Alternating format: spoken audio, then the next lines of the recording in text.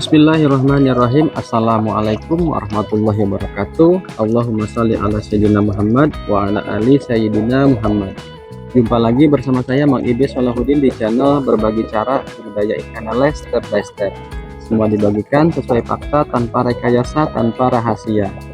Nah teman-teman, pada video kali ini saya akan memberikan gambaran ke teman-teman mengenai proses pemeliharaan kembali ikan lele palang sisa panen ya. Seperti teman-teman ketahui bahwa ikan yang kita panen kemarin tidak semua diambil oleh tengkulak. Yang dibawa oleh tengkulak itu ukuran BS sama daging. Nah, sisa palangnya kita pelihara lagi di kolam. Nah, diharapkan dari proses pemeliharaan kembali ini kita mendapatkan keuntungan lebih ya.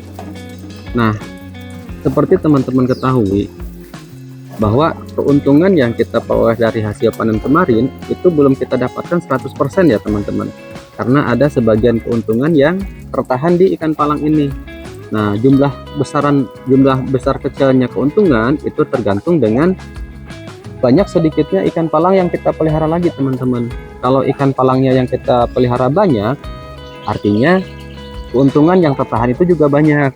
Tapi kalau ikan palang yang kita pelihara sedikit, ya keuntungan yang tertahan pun juga lebih kecil teman-teman. Nah, ada beberapa informasi yang ingin saya sampaikan ke teman-teman mengenai proses pemeliharaan ikan palang. Yang pertama adalah proses adaptasi teman-teman. Nah, kalau untuk proses adaptasi ikan palang dengan ikan tebaran dari bibit ya berbeda teman-teman ya. Kalau misalkan dari bibit itu 1 hari 2 hari adaptasi, hari ketiganya sudah normal nafsu makannya. Tapi kalau untuk di palang sendiri ini bahkan bisa sampai 1 minggu teman-teman baru bisa normal pemberian pakannya. Itu disebabkan karena tingkat stresnya yang terlalu tinggi ya teman-teman. Ya seperti teman-teman ketahui bahwa pada saat penyortiran ikan daging dan BS dan palang ya, kita akan lakukan manual ya teman-teman, dalam kondisi kering tidak ada air. Nah biasanya itu mempengaruhi ke tingkat stresnya ikan.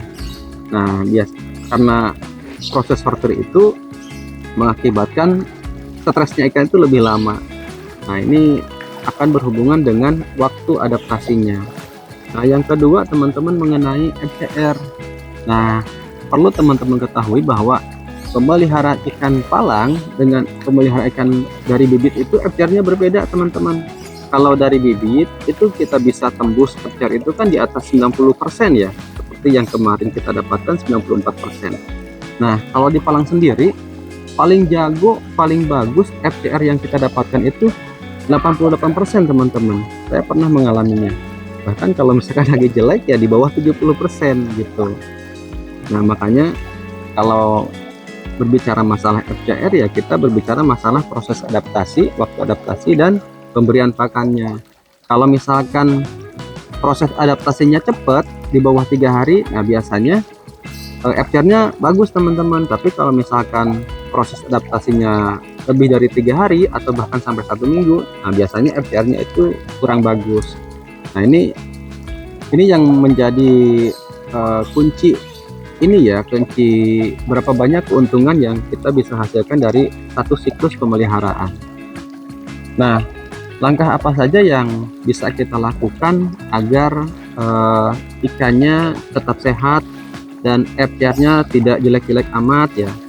Yang pertama, kita bisa mengatur kocoran air teman-teman. Nah karena biasanya kalau ikan yang stres itu dia akan mengeluarkan lebih banyak lendir teman-teman. Nah agar lendir itu tidak merusak kualitas air, nah kita lakukan kocor seperti biasa. Nah yang kedua itu pemberian pakannya teman-teman. Nah kalau untuk proses adaptasi sendiri ya, pemberian pakannya disesuaikan dengan respon nafsu makan ikan. Kalau misalkan secara hitung-hitungan kalau kita tebar nih 50 kilo misalkan ya, kali 3% berarti 5 kali 3 kilo 500 gram ya, itu kita bisa kasih dulu 1% teman-teman, yaitu sekitar 500 gram sehari. Tapi itu tidak menjadi patokan. Kalau misalkan ikan respon nafsu makannya bagus ya disesuaikan saja dengan respon nafsu makannya. Tapi kalau misalkan respon nafsu makannya kurang bagus ya disesuaikan saja pemberian pakannya berdasarkan respon nafsu makan ikan.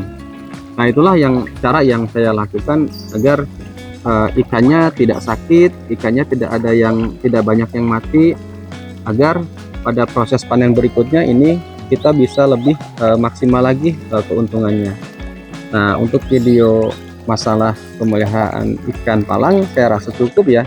Mudah-mudahan ada ilmu yang saya sampaikan buat teman-teman. Jangan lupa bantu like dan subscribe. Wassalamualaikum warahmatullahi wabarakatuh.